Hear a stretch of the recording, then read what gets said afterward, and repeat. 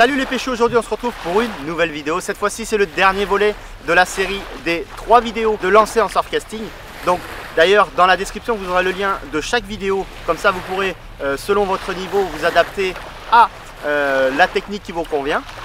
Donc là pour le dernier volet c'est le fameux lancer en sud-africain. Donc c'est un lancer assez technique qu'il faut vraiment maîtriser car il peut être assez dangereux. Surtout lorsque vous avez du monde autour de vous et que vous lâchez un peu trop près le plomb de la personne, je peux vous garantir qu'il ne va pas être très content. Donc pour faire ce lancer, il faut d'abord maîtriser les deux lancers et regarder les deux vidéos d'avant bien sûr, parce que c'est la chronologie un petit peu de la technique du sud-africain. Donc c'est parti, je vais vous expliquer comment se déroule le lancer en sud-africain, donc décortiquer en chaque partie pour que vous puissiez avant tout le maîtriser et pouvoir atteindre des distances conséquentes. Let's go! Donc je ne suis pas un expert dans le lancer du sud-africain, c'est pour ça d'ailleurs que je m'entraîne assez souvent l'hiver pour essayer de maîtriser au maximum ce lancer. Certains d'entre vous maîtrisent mieux ce lancer, d'ailleurs si vous avez des indications, des conseils à me donner, n'hésitez pas à les mettre dans les commentaires, au contraire je suis preneur. Si je fais ces vidéos c'est vraiment pour aider les débutants comme moi je l'ai été et comme d'autres le seront encore, et comme ça permet d'évoluer et de partager des expériences et mon expérience avec vous. Allez let's go, c'est parti, on va s'entraîner, vamos! Pour le lancer sud-africain c'est la chronologie du lancer à la belge, lancer plomb posé, et ensuite comme je vous ai dit on va décaler le plomb sur notre gauche pour pouvoir imprimer et charger la canne lors de la rotation et ensuite lancer, ce qui fait que d'un, vous allez pouvoir charger la canne au maximum et de deux, les appâts vont être beaucoup moins endommagés lors du lancer car le lancer est moins violent sur les appâts. Ça fait vraiment moins une action de tirer. Ensuite, c'est un lancer quand même, comme je le disais au début de la vidéo, qui nécessite beaucoup d'entraînement. Je ne suis pas un expert du lancer sud-africain, néanmoins, je pense commencer à maîtriser le geste et arriver à lancer à des distances assez conséquentes. Donc, pour faire le lancer en sud-africain, je vais mettre le plomb au niveau du premier anneau pour avoir à peu près la taille du montage que vous avez habituellement. Je vais essayer de prendre ma bobine de fil et de la mettre en bas. Pourquoi?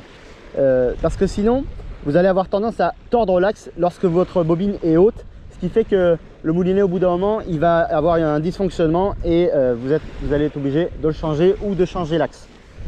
Voilà, frein serré toujours.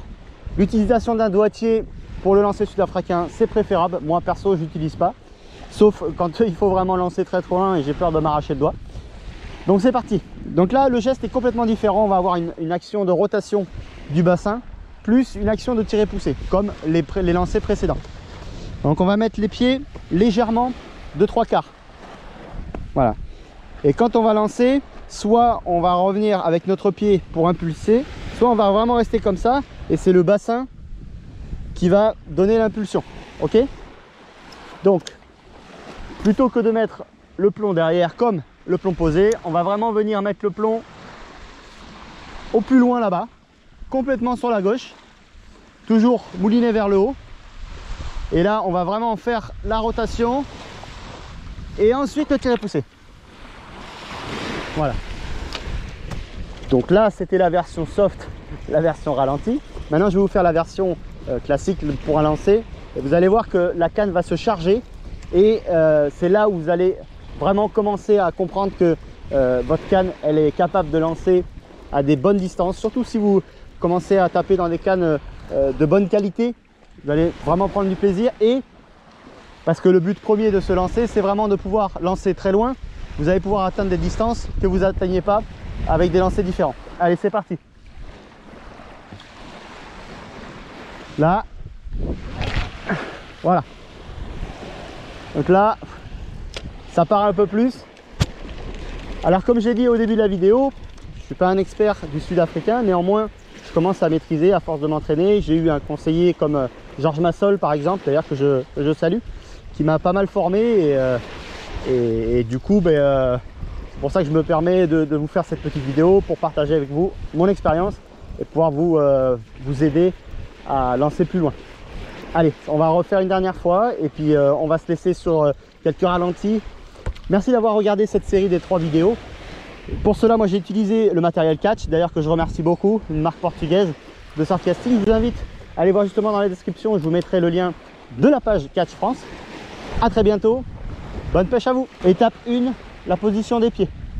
Bien sur les assises, les genoux légèrement fléchis, pour vraiment pouvoir avoir la rotation du bassin. Ensuite, on va mettre le plomb sur notre gauche, lever le moulinet, et là on a les genoux légèrement pliés. On peut directement regarder là-haut ou alors suivre le mouvement du lancer, mais c'est pareil, comme le lancer plomb posé, on va finir à 45 degrés et non en bas ni tout en haut. Alors c'est parti, on va imprimer la rotation. Du coup le bassin commence aussi à tourner pour se mettre face à l'eau, pour pouvoir être le plus précis possible et pas lancer à gauche ou à droite. Et ensuite on va venir lever, tirer, pousser et bloquer. Voilà. Donc on va le faire un peu plus rapidement. Donc ça va faire ça.